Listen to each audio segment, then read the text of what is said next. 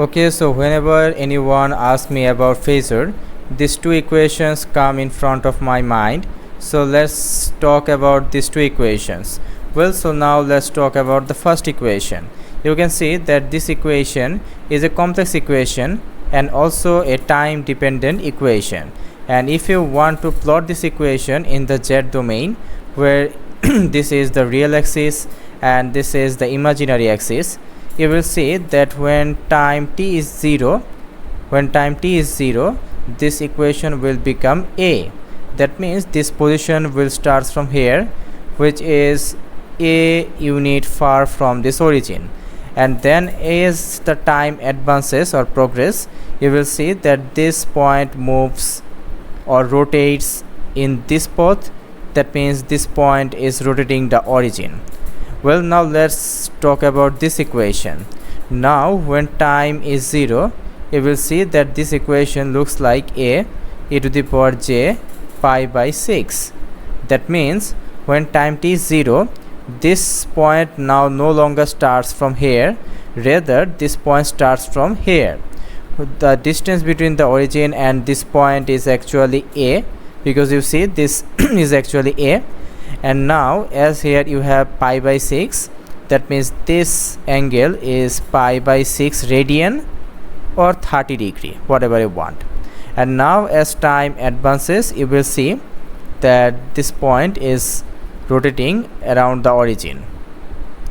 Okay, so if you understand these two equations, now you will understand phasor. Well, so now let's try to draw this equation. This is a complex equation, 5 e to the power j omega t. We will draw this here, but along with we will draw the horizontal position of this point.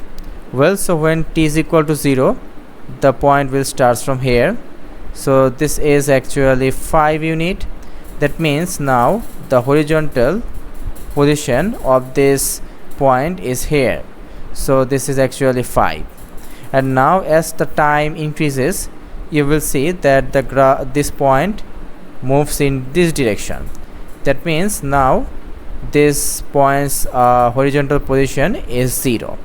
Again, if time advances, you will see that the point comes here, and if you draw the horizontal position, you will see now the graph is at the maximum position in this direction.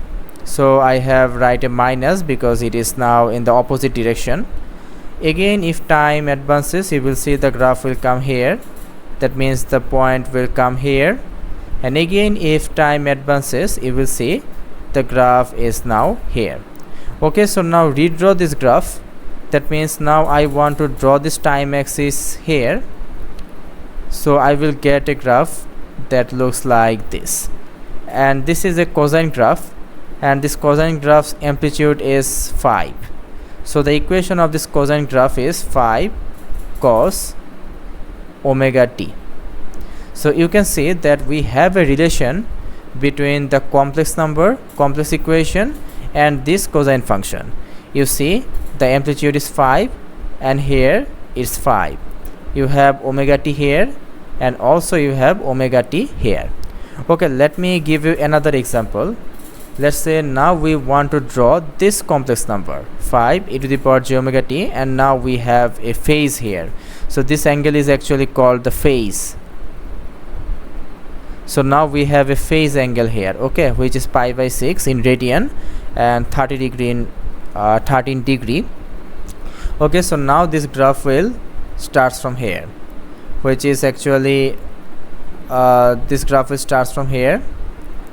That means the horizontal position now is here, and this angle is actually pi by 6. And now as time advances, this will move in this direction. So let's draw it step by step. First it will come here. That means it will come here. Then it will come here. That means the horizontal position is now at its maximum position, and it is actually minus 5. Now it will come here. That means it will come here. Then again it will come here. That means now the graph is at the maximum position, and again it will come at its previous point, That means now the horizontal position is this. Okay, so now let me draw this equation here. I mean, let's draw this, redraw this graph. Then you will see that the graph looks like this. Okay, so it's again a cosine graph, but now the equation of this cosine graph looks like 5 cos omega t plus pi by 6. And again you will see some similarities between this complex number and this cosine function. See, 5, you have a 5 here, you have omega t here, you have omega t here, and most importantly you have pi by 6, the phase angle, and you have pi by 6, the phase angle here.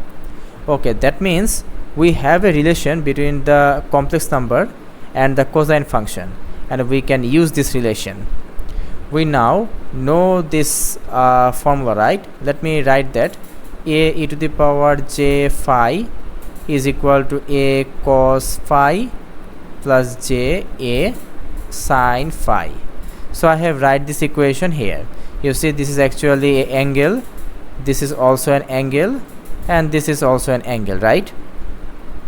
Okay, so now if I just focus on the real part, that means this 5 cos 100 pi t plus pi by 6 is the real part of this complex number, right? Okay, now you can see this, I have written this 5 here, then I have written this pi by 6 e to the power j pi by 6 here, and I have written this part here. So you will see that the time dependent part has come here, and the time independent part, that is not dependent on time, there is no time here, you see this part has come here. And now this time independent part where you have no time, this is actually called the phasor. And why this is called the phasor? Let's understand this thing. So let's try to find two behavior or two characteristic of this phasor. I have already told the first one that this phasor is not function of time. You see any time here, the time function part, the time dependent part is here, but you don't have any time here. That means this is not the function of time. Secondly, this phasor only denotes the magnitude and phase. Let me tell you that. You see, the amplitude, actually it's the or magnitude, whatever you call, the magnitude or amplitude. Let me tell it amplitude. Okay, so the amplitude of this cosine function is 5, and you see this is actually the phasor, and 5 is indicating the amplitude. Again, the phase angle, you see the phase angle is here. That means this phasor is indicating the amplitude and the phase angle, right? That means by understanding the phasor, we have an idea of amplitude and phase. So now the question is, why phasor? Why phasor? So okay, so before before I explain why we need phasor, first let's see how to convert a time domain function into a phasor. Okay, so let's say you have a voltage. So let's say this is a voltage of any element or any source, which is 5 cos 100 pi t plus pi by 6. Let me compare this with this. So let's say this is the amplitude of that voltage, so angular frequency is omega, and this is actually the phase angle. Okay, so this is the amplitude, 100 pi is the angular frequency, and pi by 6 is the phase. So if you want to convert this time domain equation into phasor, you just need to write 5 here, and then e to the power j pi by 6. This pi by 6 is the phase angle of this cosine function. So in this way you can convert this time domain function into phasor. So what is the necessity to convert this into phasor? Let's see. So I have a question here So these are two elements circuit elements. So these circuit elements might be resistive or might be inductive or might be capacitive.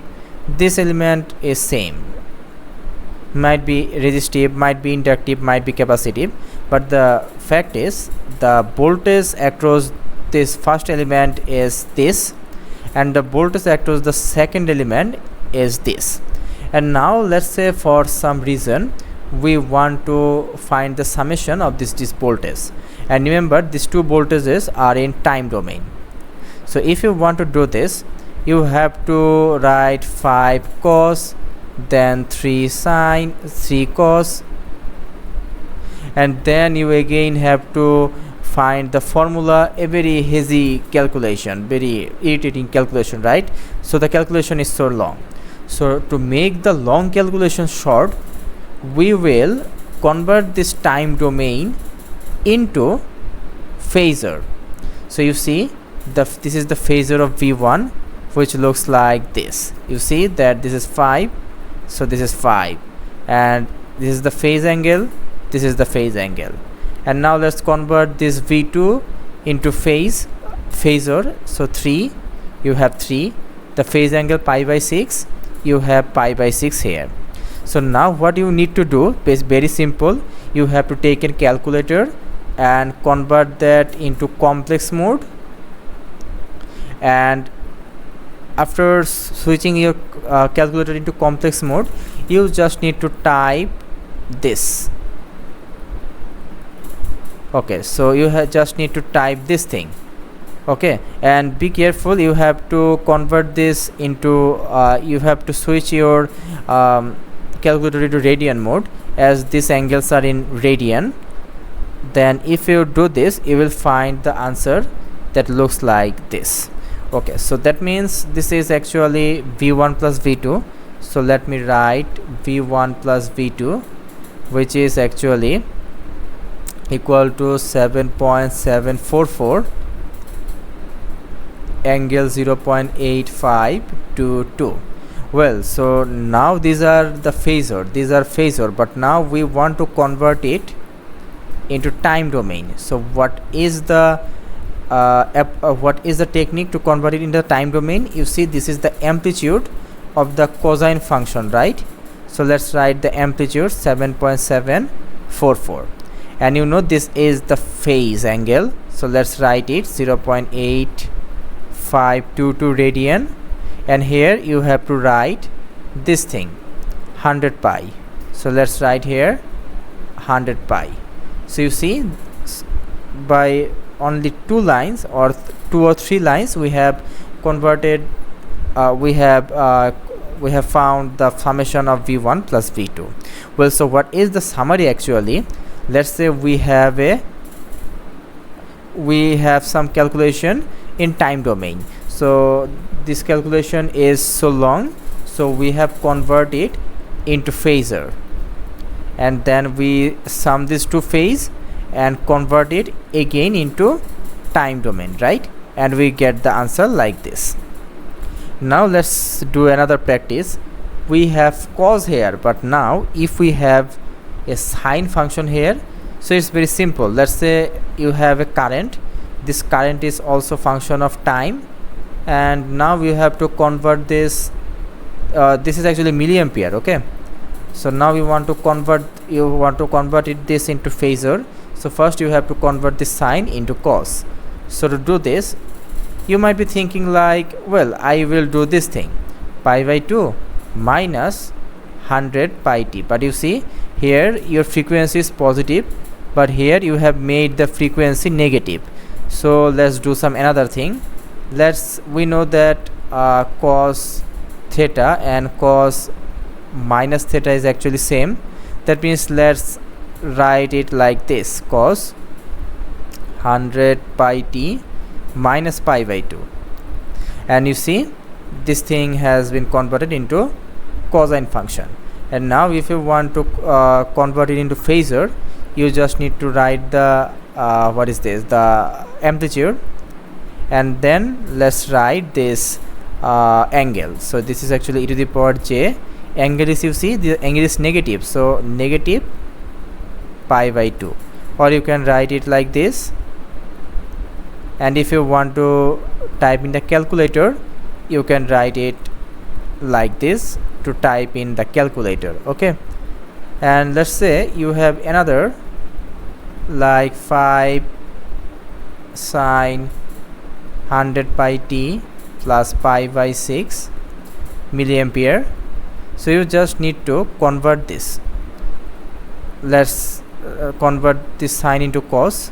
So 100 pi t plus pi by 6, you see, you just need to add a minus pi by 2 here.